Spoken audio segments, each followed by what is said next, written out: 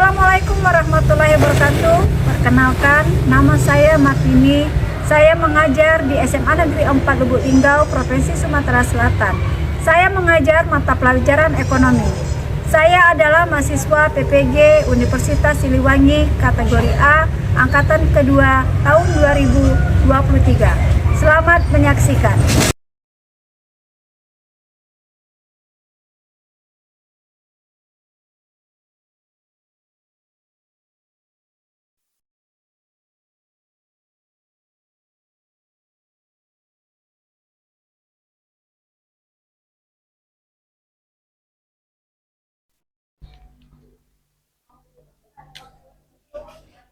Assalamualaikum. Apa kabar hari ini anak-anak? Alhamdulillah. Ibu juga hari ini kabarnya baik anak-anak ya. Jadi hari ini kita belajar pelajaran ekonomi ya. Tapi sebelum kita mengawali belajar, lebih baiknya kita mengambil barokah dan hikmahnya. Seperti biasa, kita membacakan doa terlebih dahulu. Silakan, Anam. Baiklah kawan-kawan, sebelum kita memulai pelajaran pada hari ini, lebih baik kita berdoa agar mendapat barokah dan kelancaran dari Allah Subhanahu wa taala. Berdoa, mulai.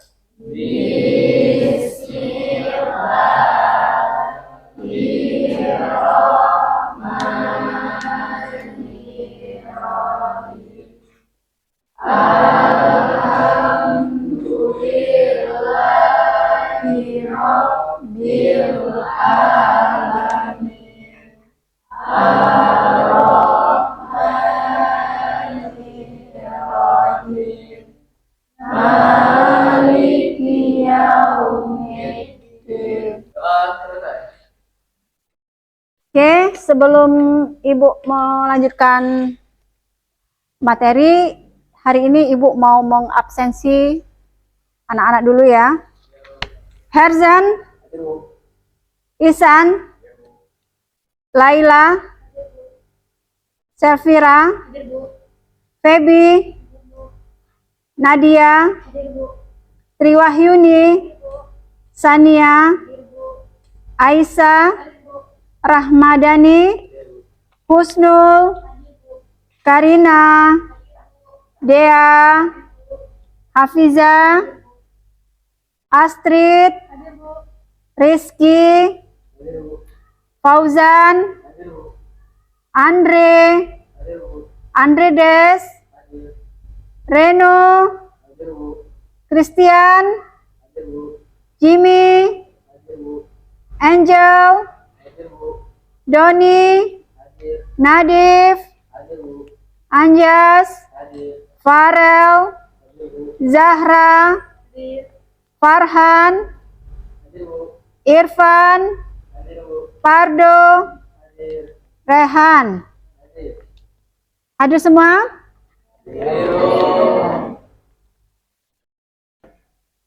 Oke anak-anak, masih ingatkah waktu kemarin minggu lalu kita masih belajar di materi apa? Coba perbankan. Siapa yang ingat? Gimana? Perbankan. Bener ya, perbankan ya? Nah, kira-kira siapa yang masih ingat dengan materi kita yang belakang itu perbankan? Apa sih perbankan itu? Siapa yang coba yang masih ingat? Bu.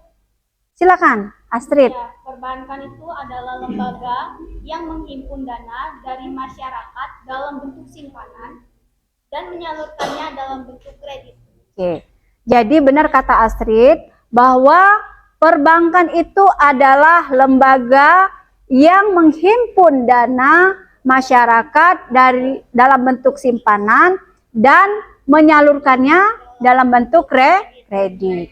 Kira-kira masih ingat ya? Oke.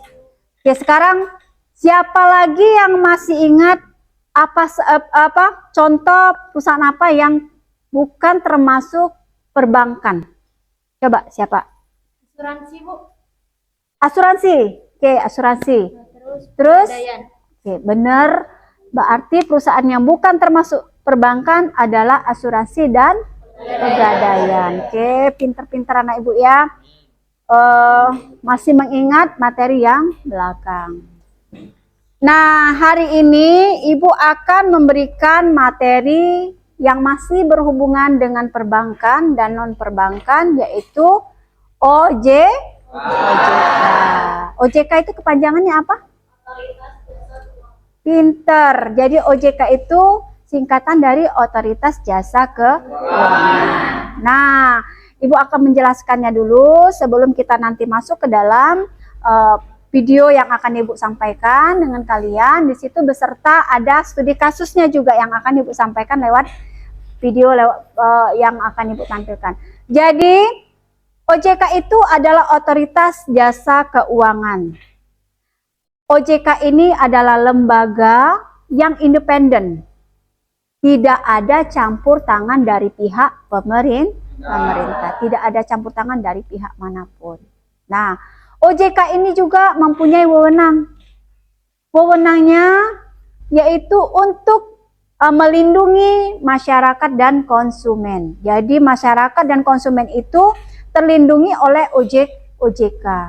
Ya. Nah, OJK juga itu mengawasi beberapa perbankan dan non perbank. Contohnya tadi yang sudah disebutkan teman kita, yang bukan non perbankan itu adalah asuransi dan pegadaian. Itu salah dua dari yang lainnya. Terus untuk perbankan, baik itu BI, bank-bank lain yang termasuk BUMN itu diawasi oleh OJK. OJK juga ini mempunyai azas. Jadi azasnya itu ada beberapa azas, salah satunya itu adalah azas kepentingan umum dan kepentingan umum dan kepentingan masyarakat. Nah, nanti di situ ada juga kepentingan integritas, profesional, independensi yang akan ibu sampaikan pada video pembelajaran. Ya, sekarang ibu akan memberikan kalian video pembelajaran tentang OJK. Oke, simakkan ya.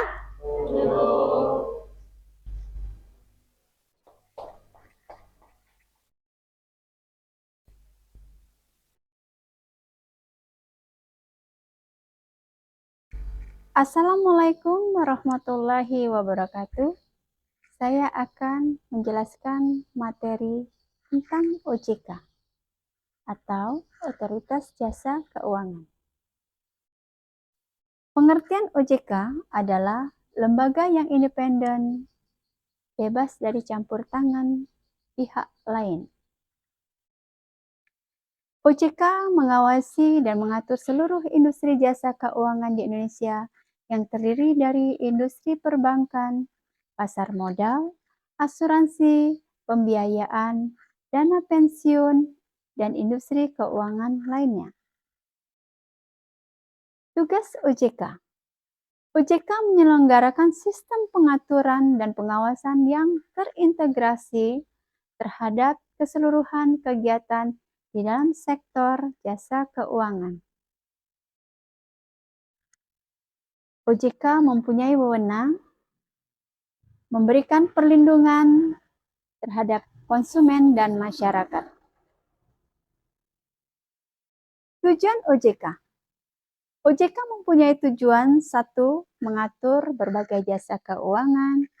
2. Mewujudkan sistem keuangan agar dapat tumbuh secara berkelanjutan. 3. Melindungi konsumen dan masyarakat. Azas-azas OJK. OJK mempunyai beberapa azas, yaitu 1. Azas independensi, azas kepentingan umum, azas kepastian umum, akuntabilitas, azas keterbukaan, azas integritas, dan azas profesionalitas. Nah, dalam materi ini kita akan mengkaitkan studi kasus yang akan kita sampaikan pada LKPD atau pada layar berikutnya, yaitu mencoba mengkaitkan kasus pinjaman online atau pinjol dengan fungsi, wewenang, serta azas kepentingan umum yang dilakukan oleh OJK. Kasus tersebut adalah pinjaman online buat trending kripto sampai ada nyawa melayang. Jadi belum lama ini muncul kabar mengenaskan yang sangat menyita perhatian masyarakat, apalagi kalau bukan peristiwa pembunuhan mahasiswa Universitas Indonesia, kasus pembunuhan korban berinisial MNZ yang umur 19 oleh seorang seniornya AAB dengan umur 23 cukup menyita perhatian masyarakat belakangan ini. Seperti kita ketahui, motif pembunuhan ini dilatar belakangi oleh kegagalan trending kripto si pelaku senilai 80 juta. Adapun motif pembunuhan yang dilakukan karena dirinya terjerat utang pinjol atau utang pinjaman online sebesar 15 juta yang diajukan karena kerugian investasi. Nah, dari kasus ini kita akan menyikapi bagaimana menyikapi studi kasus tentang pinjaman online yang sekarang menjadi perbincangan di masyarakat dan kaitkan dengan materi yang kita pelajari. Demikianlah, saya akhiri. Wabillahi taufiq wal hidayah. Wassalamualaikum warahmatullahi wabarakatuh.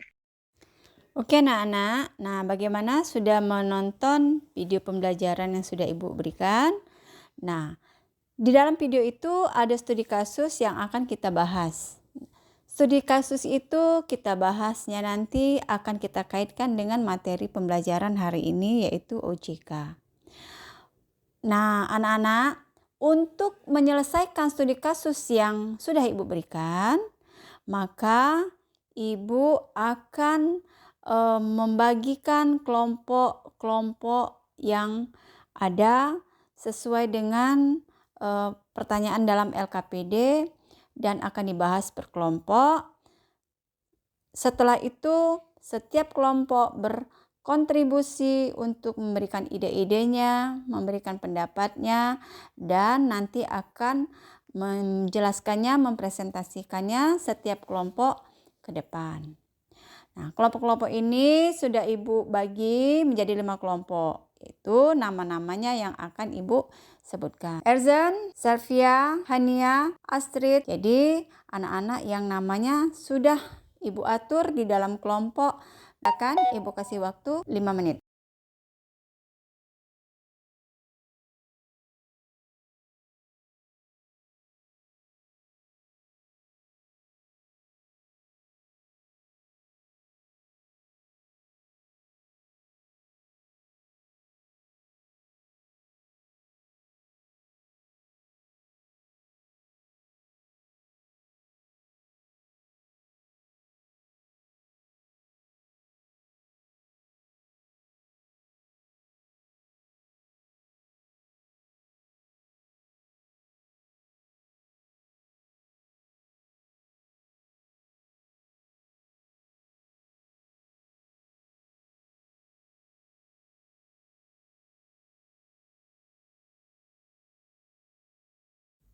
Ya anak-anak, sekarang sudah terbagi kelompoknya.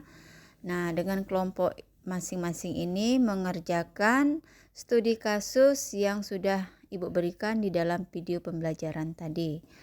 Ibu harap di dalam kelompok ini kalian sama-sama memberikan kontribusi, gagasan, pendapat, ide-ide untuk bisa menjadikan laporan sehingga dapat dipresentasikan di depan. Astrid, silakan untuk mengambil LKPD-nya.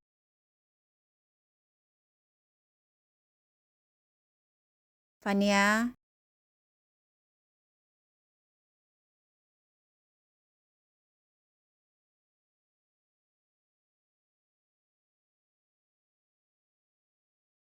Herzen, dan Servira mendapatkan. Silakan anak-anak mengerjakan studi kasus ini hasil diskusi yang maksimal menjadi bahan presentasi untuk setiap kelompok. Silakan Ibu berikan waktu 20 menit.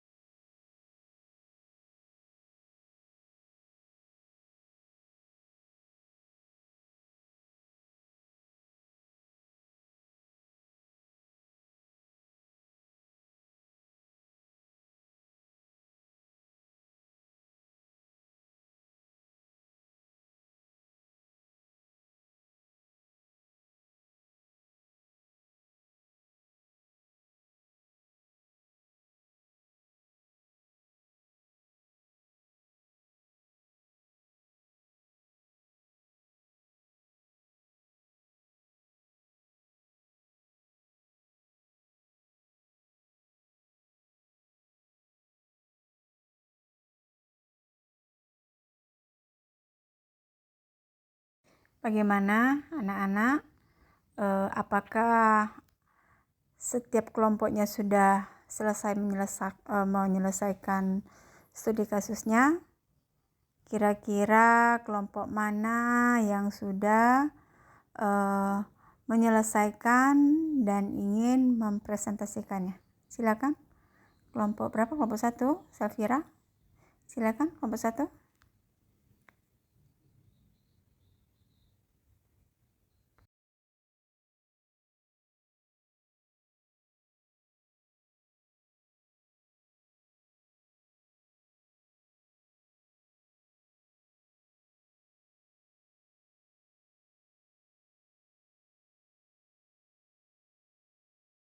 Baiklah, kami dari kelompok 2 ingin mempresentasikan hasil diskusi kami tentang OJK yang akan dikaitkan dengan studi kasus.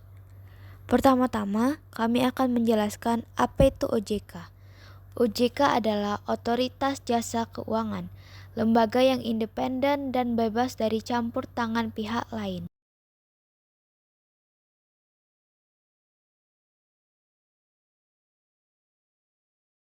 Baiklah, ada yang ingin ditanyakan? Siap izin bertanya. Bagaimana cara mengatasi pinjol ilegal yang sudah menyebarkan data pribadi? Baiklah, teman kelompok saya akan menjawab pertanyaannya.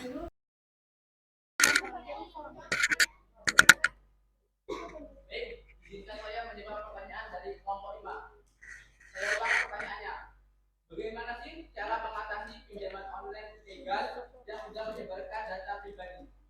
Cara mengatasinya yaitu dapat dilakukan dengan cara berikut. Yang pertama, melunasi utang. Yang kedua, membuat kesepakatan. Yang ketiga, hapus izin aplikasi pinjol. Dan yang keempat, lapor ke OJK. Kelima, lapor konten ke Kominfo. Dan yang terakhir, dapat melapor ke pihak polisi. Sekian jawaban dari kelompok kami. Assalamualaikum warahmatullahi wabarakatuh. Saya perwakilan dari kelompok 3 akan menyajikan hasil presentasi yang telah kami lakukan dan akan mengkaitkannya dengan studi kasus. Lalu pengerti OJK. Pengertian dari OJK yaitu lembaga yang independen dan bebas dari campur tangan pihak lain. Selanjutnya, tugas OJK. Yang pertama ialah menyelenggarakan sistem pengaturan dan pengawasan yang terintegrasi. Selanjutnya, fungsi OJK. Fungsi OJK ialah menyelenggarakan sistem pengaturan dan pengawasan yang terintegrasi terhadap keseluruhan kegiatan di dalam. Fungsi OJK yaitu menyelenggarakan sistem pengaturan dan pengawasan yang terintegrasi terhadap keseluruhan kegiatan di dalam sektor jasa keuangan. Selanjutnya, tujuan dari OJK. Tujuan dari OJK yaitu OJK dibentuk dengan tujuan agar keseluruhan kegiatan di dalam sektor jasa keuangan terselenggara secara teratur, adil, transparan, dan akuntabel, mampu mewujudkan sistem keuangan yang tumbuh secara berkelanjutan dan stabil, dan mampu melindungi kepentingan konsumen dan masyarakat. Sekian presentasi dari kelompok kami. Apakah ada pertanyaan dari kelompok lain?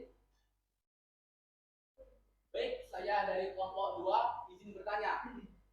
Apa saja sih tips yang dapat dilakukan agar terhindar dari pinjol? Ya, saya ingin jawab pertanyaan dari kelompok 2. 5 tips terhindar dari pinjol ilegal. 1. Ada aplikasi resmi. 2. Perhatikan detail persyaratan pinjaman. 3. Hindari asal klik. 4. Pastikan legalitas perusahaan. 5. Ketahui saran bunga dan denda.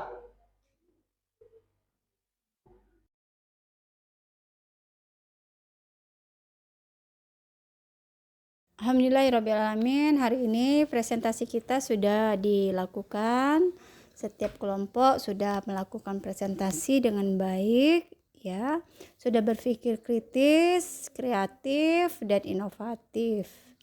Nah, di sini tujuan pembelajaran Ibu di sini memang untuk membuat siswa SMA ini untuk berpikir kritis, kreatif, dan inovatif.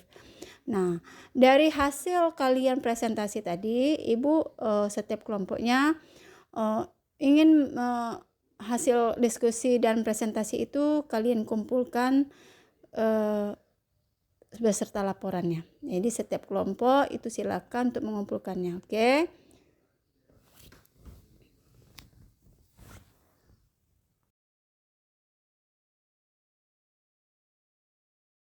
Terima kasih anak-anak. Berarti LKPD yang sudah terkumpul ini ada 5 kelompok ya. Alhamdulillah setiap kelompok ini sudah memberikan apresiasinya, sudah memberikan bentuk gagasan dan ide-idenya dengan baik, berpikir kreatif, inovatif, kritis ya. Sebelum Ibu mengakhiri materi ini, Ibu ingin bertanya, siapa yang bisa menyimpulkan dari hasil materi kita OJK ini yang sudah kita kaitkan dengan studi kasus? Nah, kira-kira di dalam studi kasus ini kita akan mendengarkan siswa untuk bisa menyimpulkan hasil belajar kita hari ini. Kira-kira siapa yang bisa menyimpulkan? Ibu persilakan.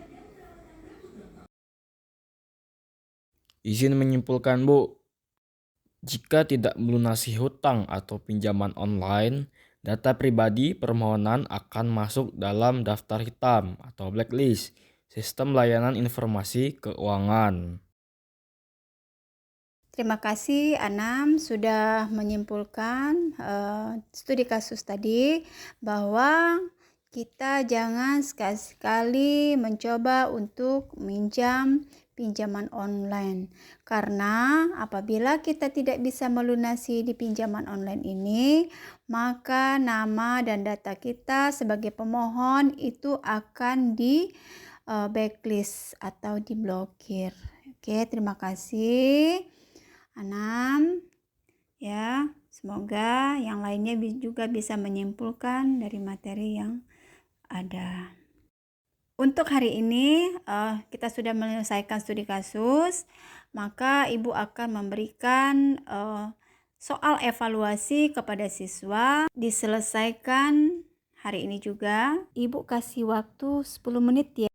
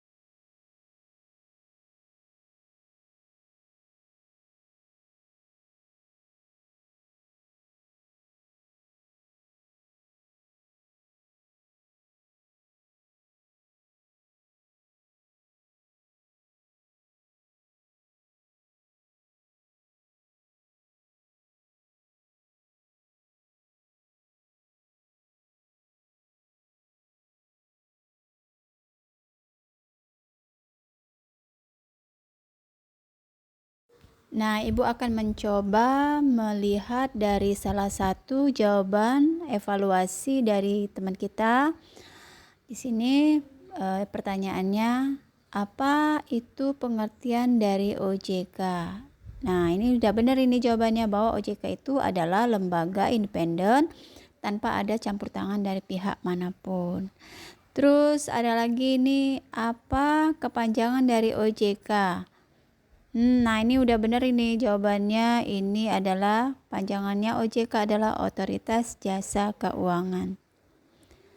Oke, terima kasih anak-anak ya. Ibu akan menilai dari soal evaluasi ini, dan kita akan mengakhiri belajar hari ini. Semoga minggu depan kita bertemu kembali dengan materi yang berbeda ya. Wabillahi taufiq wal hidayah. Wassalamualaikum warahmatullahi wabarakatuh.